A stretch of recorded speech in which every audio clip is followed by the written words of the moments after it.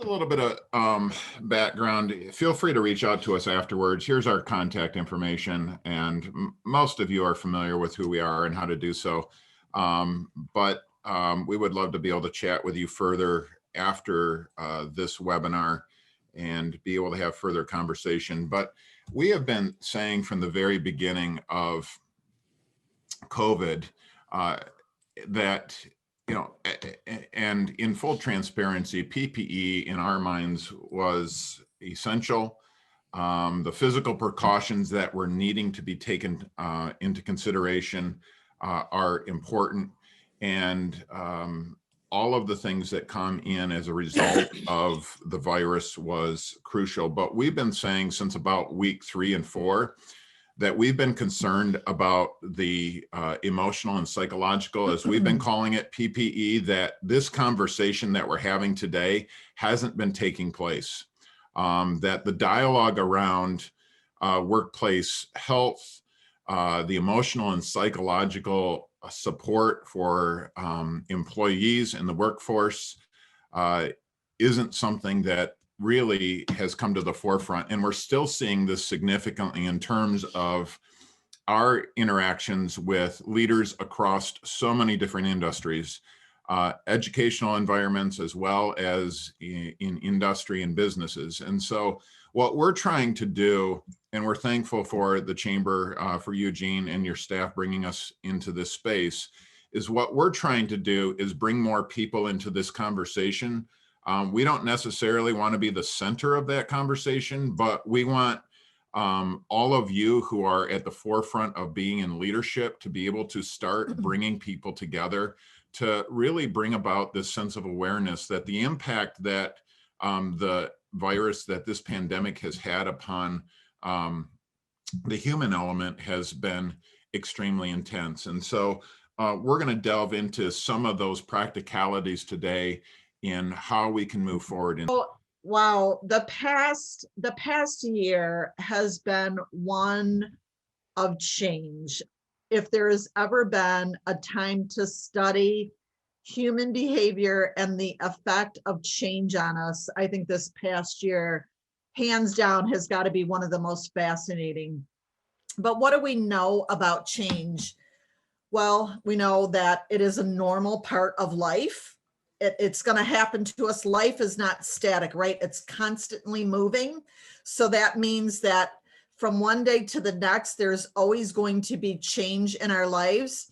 And what comes out of change is truly transformation. So we are always different people going into the change than we are coming out of the change.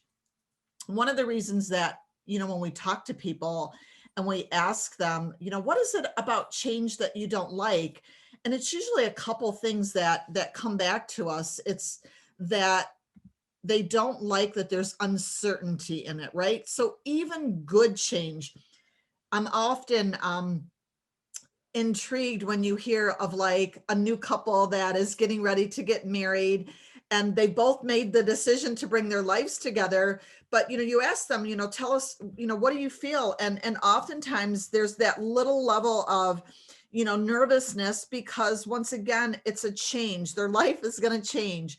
So we recognize that through change, there's messiness. And that's what life is really about. It's about messy, unpredictable things that take away our sense of stability. And for most of us, when we know that we have a change coming up, it scares us. So when we think about what has happened over the past year, we've had COVID, we've had social justice unrest, we've had partisan divide, we've had all of these things circling around us. And every single one of those things has brought about an element of change in all of our lives. So there is not a one of us that has not been impacted by this change. And before we get too far into this, we did forget to tell you too, is this really is about you. It's not about just a lecture and presentation. So if there's points of dialogue, since we have a small enough group this morning, We've created a lot of space for that engagement with you. So feel free to jump in as you see fit. If there's questions, things that you want to challenge, or other observations. So we're going to play a little bit of Family Feud. And as we think about, based upon the framework and the platform that Lisa has already established for us in terms of the systematic experience of change and the impact that it has upon us therein, one of the things that we often ask in the midst of change is, even though there are environmental factors that we have no control of, we're constantly, through our coaching and training and working with organizations, helping to impress upon people what are the things that we do have control over. So jump in at this particular time and feel free to offer your insights and or opinions on what you think we have the ability to have control over. Our reactions? Yep. Yep. There you go. Keep going. Excellent. What was that? Our attitude. Attitude? Our process, what we do next with that. Excellent. Mindset. Thanks, Dan.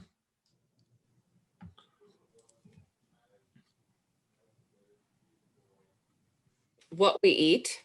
Excellent. It's good. Sometimes. Who cuts our hair? Your hair? Is that what you said? Who cuts our hair? Oh, okay. Who cuts our hair? Yes, okay. That was a cheap shot, Paul. Thanks. Nice. Anything else? All right, so through the lens that we look through, here are, and many of you actually in one way or another made mention of these 7 dynamics. So these are the things when we're working with organizations and individuals that we recognize we have the ability to control. So breathing through the stress is as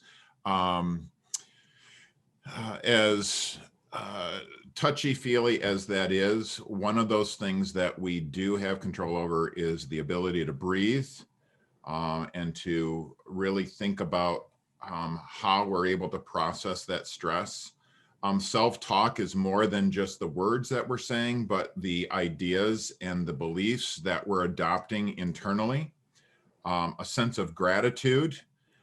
Gratitude is one of those things, and Lisa's been amazing in helping me to have gratitude in my life, because and I just had a conversation with a really good couple of friends of mine who are more advanced in their years, and we talked about some of the natural challenges that we experience in life. Those are normal, and it's always challenging to balance the yin and the yang of acknowledging the pain and the challenge and the struggle of life, but at the same time not staying there so that we're not victims. Body language, how we hold ourselves, especially in the midst of not only conflict, but also being conscious of how we're carrying ourselves physically when life is getting challenging. Jean, you talked about diet, the things that we're taking in, sleep, which is sometimes a commodity, and then of course our mental and physical fitness. So with the situation that we all find ourselves in from a business standpoint, looking at these 7 items, some of the things that you all can do as business leaders to be mindful of what you see on this screen here. Take something like gratitude. Now more than ever is a time for leaders to be expressing gratitude about what your team is doing in the midst of having to operate remotely, having to operate via, this virtual platform, and just the awkwardness that brings in. Make sure that the gratitude that you are expressing is very sincere. So we don't want to be handing out platitudes that really are just light and fluffy. We want to make sure that we are really being sincere with the things that you are grateful for relative to your coworkers, to your leadership team. You know, it works both ways. Relationships are reciprocal. And typically we're expecting our leaders to be expressing gratitude to the team that reports to them. But we also want to make sure that the team realizes that the leaders need to hear that they are grateful for how they're leading right now. Leaders are having to lead and make decisions in situations that they've never had to act in before. So make sure that there's a level of acknowledgement of that, hey, you had to get us up and running, you know, virtually in a matter of a couple weeks here. Body language now, because we're working remotely, makes that very hard. So what that means for you all is that you've got to do a little extra private detective work, if you will. And that might mean picking up the phone and having a one-on-one conversation with someone that maybe you are concerned with in the office, doing a check-in. Hey, are you okay? Because body language tells us a lot, but when most of us are just seeing each other from the neck up, we really can't read into that. Another thing to make sure that you are checking in on your employee base and your coworkers is asking them how they are feeling. So awareness is everything. And, you know, we always want to take each other at face value. So our screen lights up this morning and we see you all sitting in these boxes and we see all these beautiful women and handsome men. And we can easily make the assumption that, wow, everyone's doing great. But peel away a few layers and I'd be willing to bet that a good portion of us are carrying worries in our heart about someone or something right now. So make sure that you are doing check-ins with people to ask them, how are you coping with everything? Is there anything that you need? How's your mental health? You know, that's one of the things we will ask people, how you're feeling, but it's typically, how are you feeling physically, not emotionally? So make sure that you are not afraid to enter into the discussions on emotional health. Wonderful thing now is a lot of companies have programs in place where their employees can use counseling services. So please make sure if your organization has that in place, remind your employees this is available. It's there for your use. We recommend it. If you've used it yourself, you know, now's not a time to be prideful, you know, come out and identify, I've used it, it's helped me, blah, blah, blah. So, and I do want to add, Lisa, if you don't mind, but through the context that we work with, through as professionals in working with organizations, it's through the lens of social emotional intelligence. And you, in and of as much said, is all of this stuff begins with self. So what we're trying to do is really create engaging, productive, and healthy work environments. But oftentimes what we think about in terms of that particular venture is through the things that we have to do for everybody else.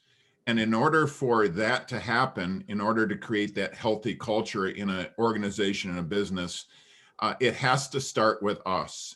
And so that shift in our thinking, the way that we see ourselves, the language that we're using internally, needs to be manifested personally before we're starting to bring other people on board.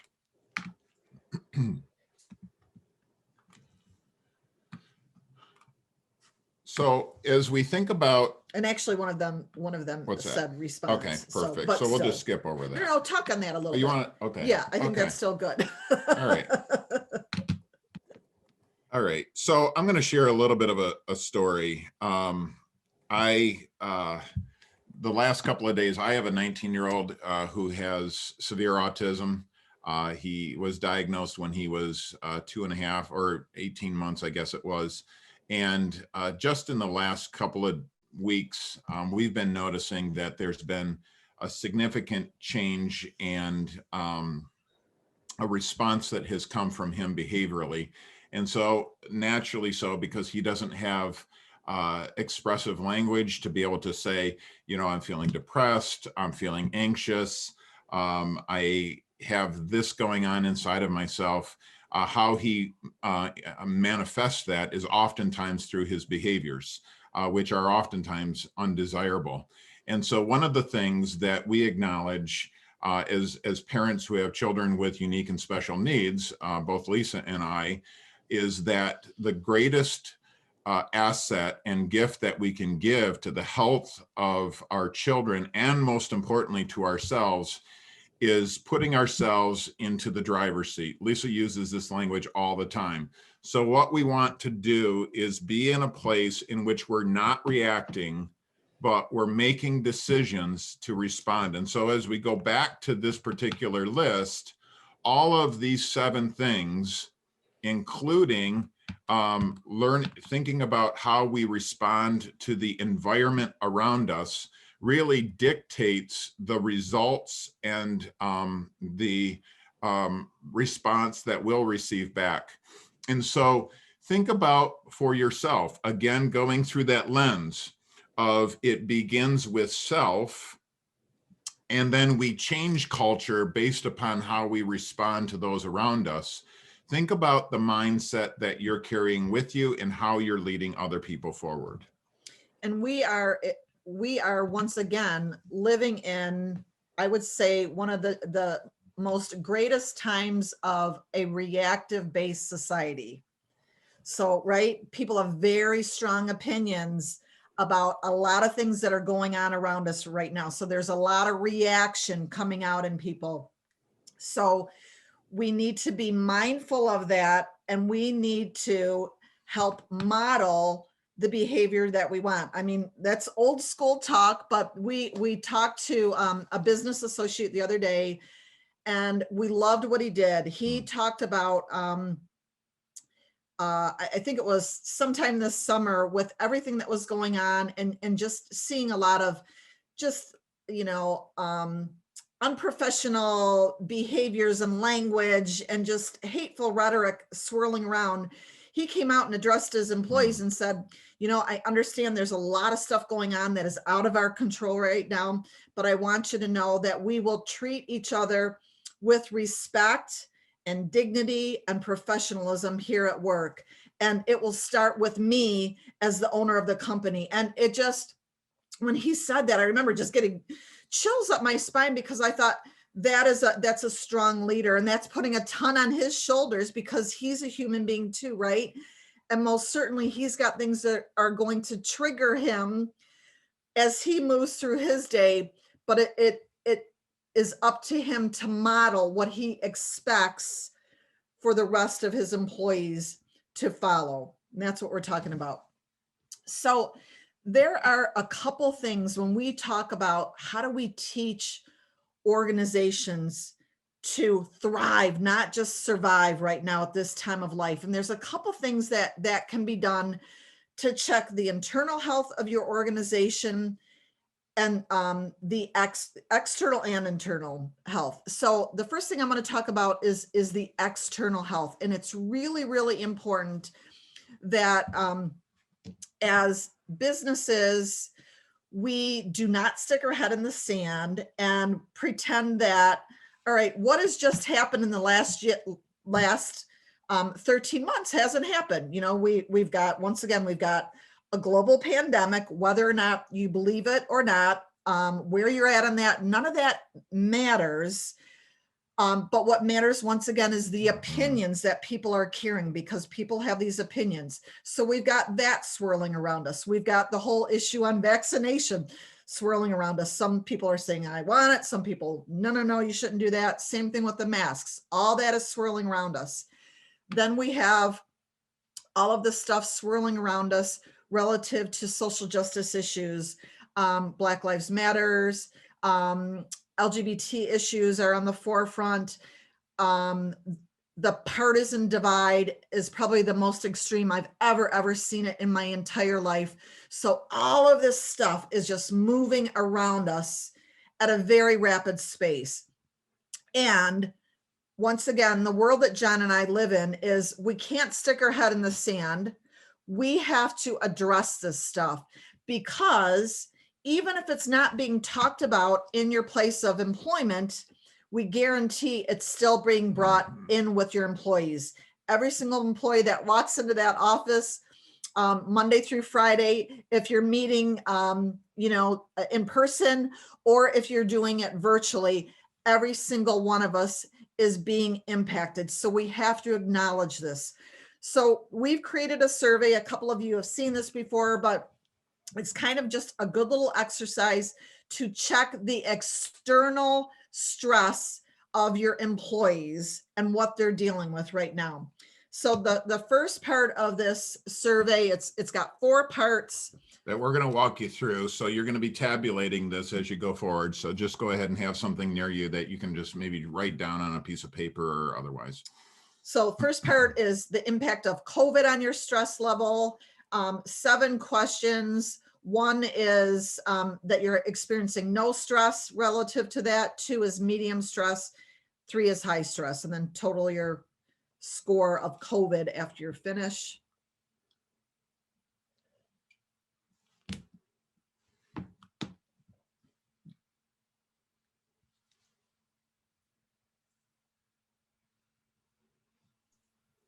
Does social impact reference the impact of being social or not being social, or okay? Yeah, Thank so you want to get together with friends and you can't.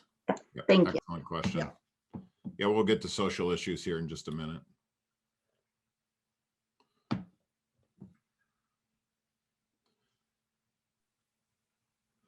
Is everybody good? Can we go forward? Okay. The second one is social justice issues. And so you can see a good representation of the number of different social justice issues that are at the forefront and how these have impacted any number of you.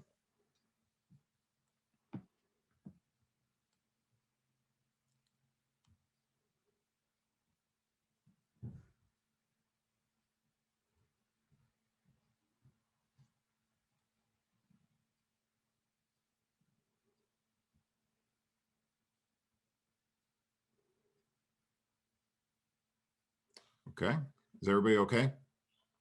All right. Political. How has the political environment impacted you personally?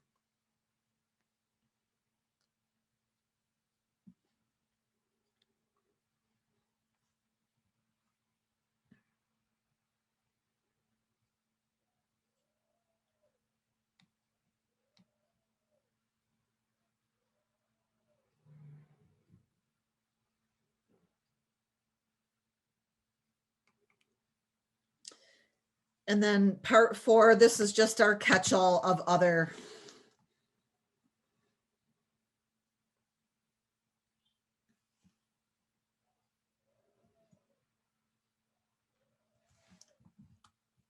And then when you finish this, total up parts 1, 2, 3, and 4 together to see where you're at.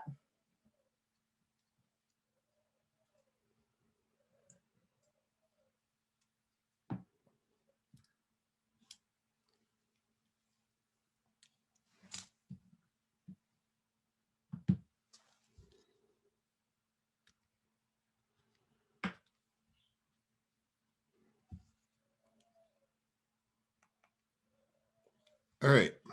So that being said, in a respectful and confidential and trusted fashion, we'd like to create an opportunity for you to be able to share a little bit of the impact in these particular areas that they've had upon you. Now, keep in mind too, again, as we've said in many different ways up to this point in time in the last half hour, is being conscious of the fact that not only are these impacting us, but as we're reflecting on these various areas and how they've impacted us, they're also impacting the environment of those around us and the relationships that we have, both personally as well as professionally, in our work environments and in our relationships. So which particular areas have caused you the greatest amount of stress?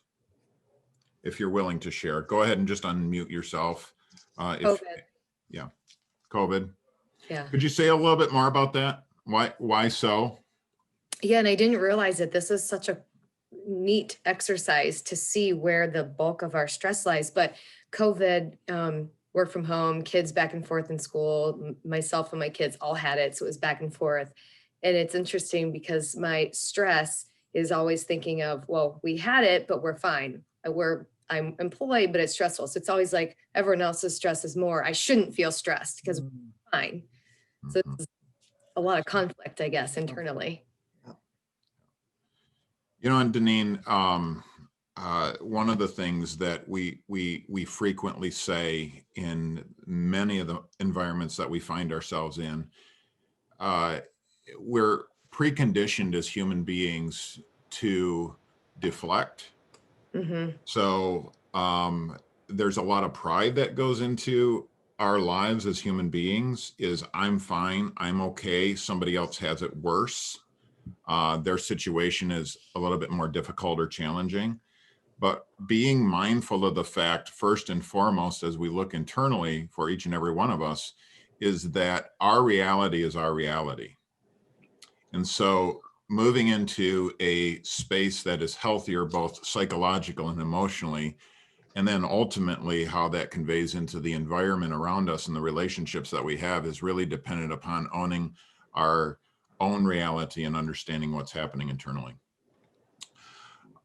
Others. John and Lisa, hi. Good morning, Hi. everyone. For me, exercise also was very interesting, and I guess as I'm, getting older, and I didn't really realize how the political Mhm. really affected me, and a lot of the people that I hang out with outside of work are really involved in the political locally and nationally, and they really follow it, and I didn't realize how much and some of them have really different viewpoints than I have, and trying to figure out how to not be combative because our beliefs are so far away. Like, how can they believe that? How can they be reading that? How can they believe that statement?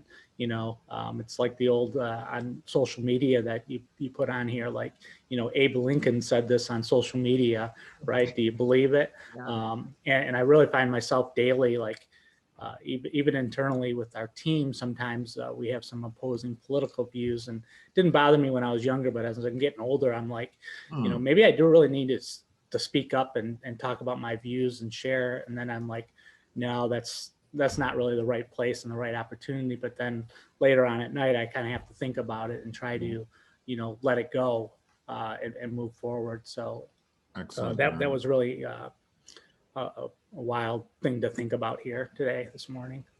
Darren, go ahead. Please. No, thank you for saying that. There's, once again, this is just such a fascinating time, I think, for us all to just step back and observe what has been happening around us. Mm-hmm. But think about when we're children, there's two things that we're all told you should never talk about when you're in company that you're not really sure what their beliefs are: politics and religion, right? So that has done a tremendous disservice to all of us because we were never taught how to discuss hotbed issues.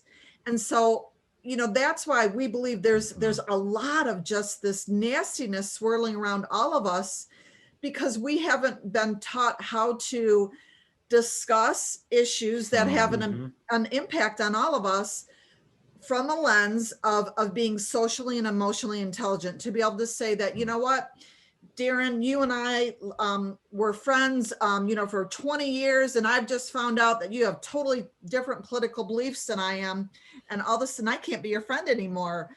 We've got to go back to the thread of what connected us originally for that Excellent. 20 years. That's what we hang on to. And then we teach ourselves, all right, if we're going to talk about this other stuff, here's the ground rules for how we hold those discussions. Thanks for your vulnerability too, Yes. Darren. We've done this exercise with a lot of people, and really, frankly speaking, you're one of the first that has actually stepped in and talked about politics. So thanks. And it's good to have you on Yeah, here. you're welcome. Yeah, yeah. happy to be here. Thanks. Yep. Others? I scored the highest number of threes in the political column as well. Oh, okay. They were all threes for me. I think I'm using the word global, but I mean in our country, the political atmosphere in our country today is actually quite frightening to me. People can't have a civil conversation once they find out political differences. There's no middle ground on anything. It's my way or you're wrong. And that starts at the top in our political system right now. Excellent. And Well, it Yeah. kind of, like, the Operating thought under process I pressure. have is it kind of reminds me of, I was a kid in the 60s, but there was a lot of upheaval in the 60s with political stuff and racial stuff. And it kind of reminds me of that atmosphere a little bit. excellent. Thank you, Paul. Very articulate. Hi, Patrick, go ahead. may I? Yeah, Yes. Sorry. I actually scored higher in the other category. And not just myself, but those closest to me. Relationships were tested during pandemic, the difference in beliefs, relationships as far as working while one is unemployed, and the shift in income, and all of a sudden the breadwinner is staying home and the other one may have two jobs. So I actually scored higher in there because our household took a huge hit.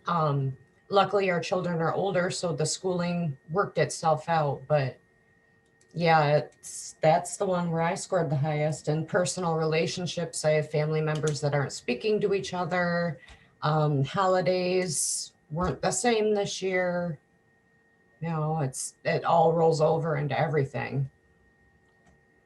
So Sorry to hear all of that, Jenna. That's You know, a it lot. was essentially the perfect storm in 2020. You know, you've got Yeah. this political structure that is really operating under two truths, and there's no way to convince the other side of that your truth is the actual truth.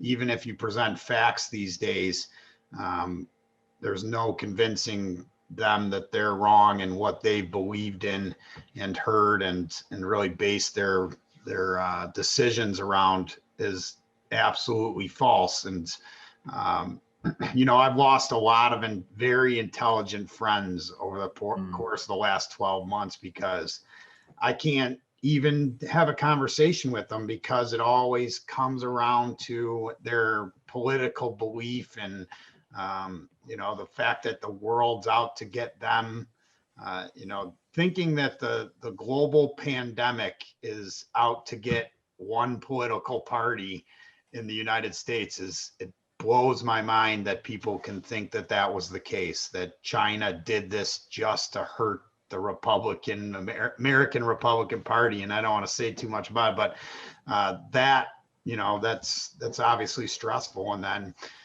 Jenna talked about the internal stuff in a household and within a family. And then Deneen also mentioned how school and regulations have really upheaved all of our lives. And it's frustrating. You know, I talk to a lot of school districts and in the private sector, they're back full time. So then that leaves me wondering why am I in my basement right now? Because my daughter's upstairs on Zooms. Why isn't she back in school?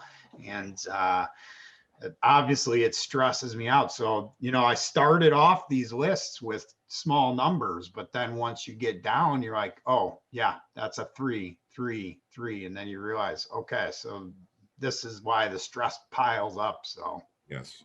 it's been a rough year for conversations Yes. with who Yeah. I thought were intelligent people, and then come to find out they've been duped into this mess that we're currently living with. So Thank you for sharing, Patrick. And this is exactly what we're talking about. This is the stuff that a lot of it that we can't see, right? I mean, as you're all sharing, I mean, my heart hurts.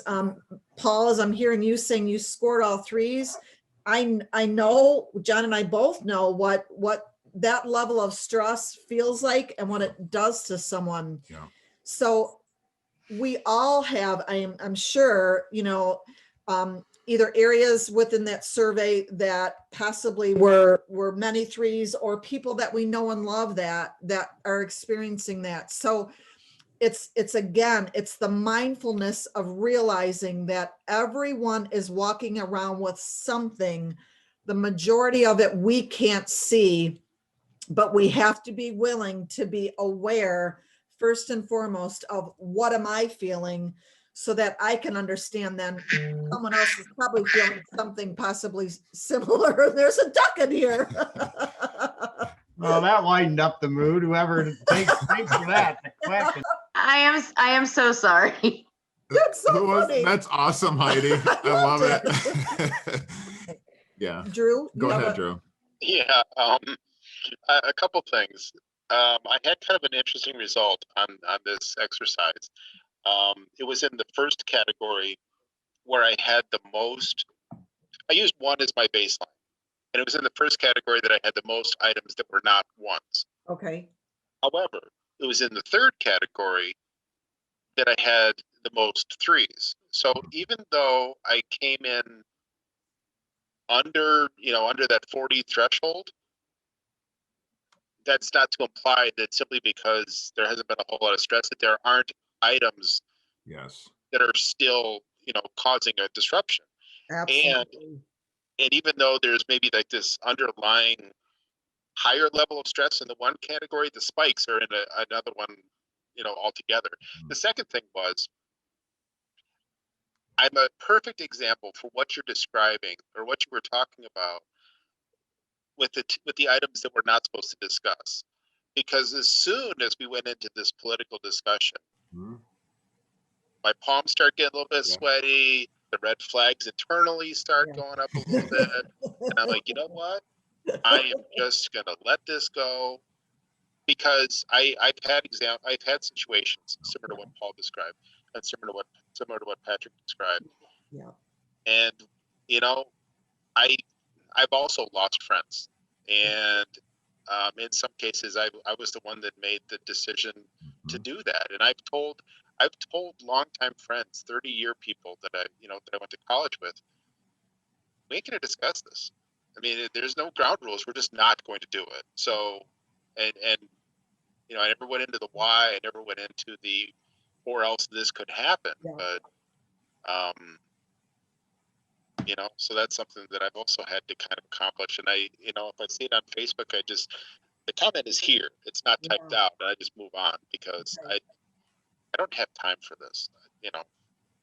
No, and you nailed it. It used to be a respond to those, make a comment, but after you get that brick wall in your face so many times, and I can remember, back in 2015, 2014, being on Facebook and posting pictures of family and dogs and meals. Where did that go? Where is that gone? We've completely lost the social aspect of social media. Yes. And we've turned into this argue about everything. And it's not always political. It's about so one of my groups is Waterford Everything. So when someone posts about a restaurant, yes, and then it's 50% of the people are don't ever eat there, and 50% of the people are, oh, I love the food. So I don't know what we've done to ourselves, but maybe we just need to an interest in have a big hug. An interest of time, though, and Drew, I want to go back real quickly to what you said, is being conscious of what you were feeling with, oh crap, here we go, of this is what's going on. So just real quickly, we do have 10 minutes left, and we want to be mindful of that. But just use this as a gauge for not only personal, but now as business leaders, as organizational leaders, of how we move through this to be able to create healthy work environments without completely dismissing this entire discussion. So what's the threshold number that the overall total score to where we need to start drinking. Well, that's another conversation. That's another seminar. Yeah. That is 12 called Drink o'clock. Happy Hour. Well, Yeah. So as Lisa has talked about, is just being cognizant of the fact that we are in a space, if we're actually going to be intentional about creating healthy work environments, healthy businesses, and healthy organizations, there's no other option but to walk through that door, and doing that in a very strategic, thoughtful, and intentional fashion. Communication is one of the things that, coming out of this, there's been a lot of really good lessons learned about how a business should operate to create health, and once again, to really, really thrive. So if you are communicating with your staff, now's the time to up the frequency of your communication. More is always better at this point in time. We want to make sure that it's truthful and it's transparent. So, for example, we had an HR director that we were interviewing a couple weeks ago, and if we could model how a business should operate, or we wish could have operated during this whole pandemic, it would be them, because she would correspond with the company and say, hey, just checking in with everyone to let you know that we have nothing new to report this week, but just wanted to make sure that everyone's okay. So it's that level of transparency that I might not have anything new or good or different to tell you right now, but they're still hearing from her, and she's not, operating in a vacuum. We also want to make sure that your correspondence, when you are speaking, whether or not it's face-to-face, whether or not it's written correspondence, whether or not it's in this platform, make sure that you are leading with two key things: care and empathy. Now more than ever, those are so desperately needed. Just as we are hearing the stories unfolding, as you were sharing with the results of your survey, those of you that have had relationships that have broken down, that have family members that aren't talking, that stuff hurts. So please, we want to make sure that we are leading with gifts of grace and compassion and just kindness. We need that now more than ever. Okay. So as we move forward, there's a couple critical things that we would hope your organization would have in place. One is a crisis management team. So a lot of organizations were really quick to realize the benefit of having this in place. But it shouldn't take a pandemic to realize, unfortunately, we learn things the hard way, and that's okay. But having a team that can be your point people for the organization to determine, what's the frequency of our correspondence going to be? Who's that going to come from? Who can be representatives in the organization that if employees are really, going through something difficult, they can talk to them. So we want to make sure that that team is established, that the rollout of who that team is to the organization is done on a regular basis, so that people can't say, well, oh my gosh, I didn't even know we had a crisis management team, not to mention, I don't even know who's on it. So having those in place will help. Also making sure, and this kind of touches on what I mentioned before, making sure that you are checking in with the physical and mental well-being of your staff and your leadership team. Mm-hmm. And lastly, making certain that, for example, if your organization is still working from home, which is fine, do you all have the resources that you really need to do your job effectively from home? What we're trying to do now is drive down stress and anxiety. And the way we do that is we have our options are plentiful for how we work around and navigate challenges. What we're really talking to this issue with is, as most businesses have a crisis management team in place for physical PPE, we're continuing to reinforce the conversation of there needs to be the dynamic around that emotional and psychological and social PPE that needs to be put into place.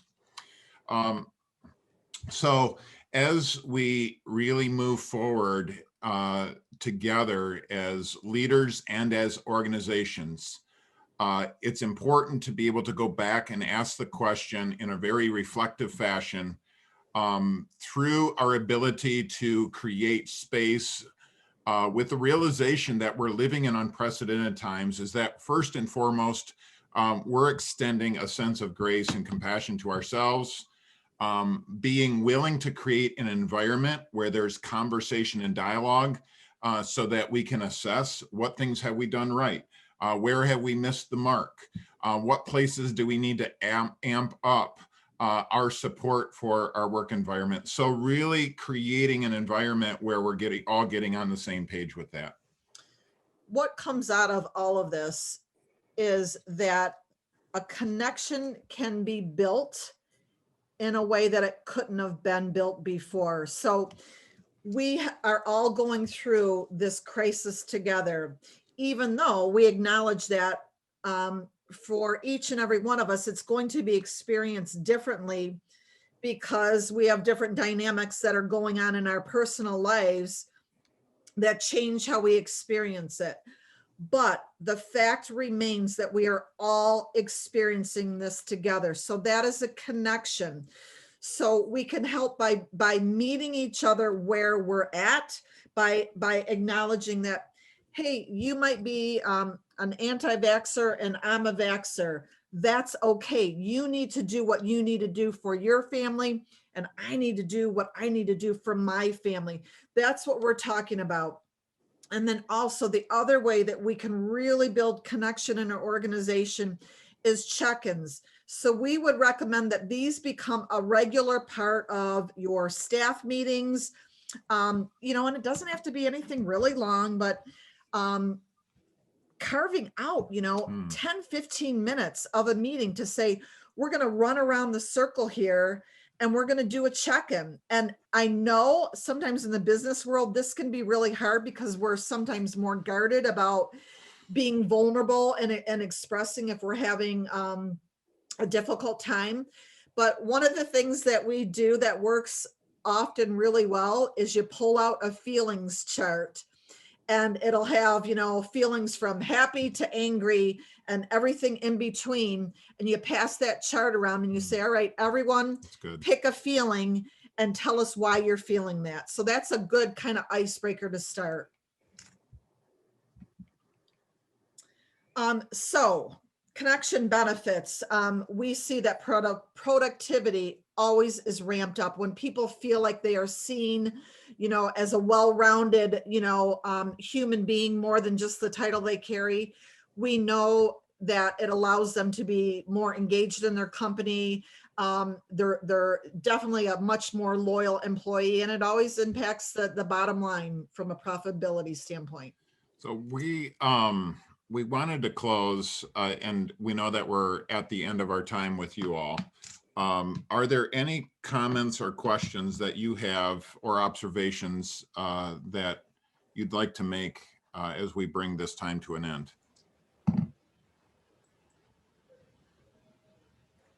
I think Paul had something to say, but I just want to say thanks for bringing awareness to all of us, and really worth the time and effort to sit in and get your ideas and thoughts on where we're all at. So thank you. Thank you, Darren. Appreciate that. Yeah, it was a really good exercise. Sometimes just even being aware of where your stress is coming from. Obviously, yeah. I know I'm stressed out, but being able to pin it down and really after looking at the list, I can, I can steer myself away from having the political conversations or having the the difficult stuff that's going to escalate that stress. I tell myself every morning, stay off of social media all day and you're going to be fine. You don't have to worry about arguing with anybody. The problem is that, like Drew said, we don't get that out anymore. Okay. Yeah. So Drew's just like I am. I internalize it. Yeah. And now I'm in here arguing with myself all day about, Oh my God, Patrick. yeah. So it's one of those situations where thank you for Take care, Ashley. the exercise. Today was beneficial. I Oh, appreciate it. good. We're happy to Yeah. hear that. Take care, Ashley. Good seeing you. I Anybody? appreciate being able to focus on the areas of the stress, because now I realize it's okay, and it starts with me as a leader to evaluate, okay, what are my core values and my integrity, and where am I getting my sense of peace? It's very insightful to be able to pinpoint where those stressors are coming from and have a mental red flag of, hey, stop it. Yep. Absolutely. Thank you. If, oh, yep, Ken? It was very thought provoking. It's always nice to know that you're normal and not alone. Yeah, So thank you. yeah. Yeah. Thank you. Thank you for saying that. We're complex beings. We really are. And breaking it down into those parts and pieces is extremely important. Anything that John and I can do for your organization from a training standpoint, CH Coaching and Training is here for you. Let us know. We'd love to connect with you. But stay well, everyone. Thank you for your time this morning, and especially your vulnerability with what you shared with us. We really appreciate it.